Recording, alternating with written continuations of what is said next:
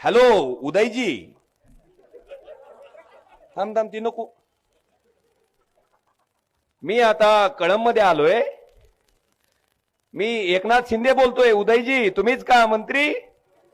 हो हो साहेब बोला.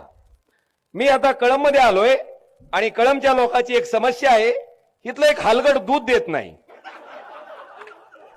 तर ह्या हलगडाचं दूध कृपा करून तेवढं काढून द्या. मग कधी होईल काम? लगेच मंत्र्यांनी सांगायचं. काय काळजी करू नका साहेब, एक चरवी भरून दूध मी 2 दिवसात आणून देतो कळंबला. कशाना हा नवा आम्हाला काय पद्धत आहे? काय बी आलं की हॅलो.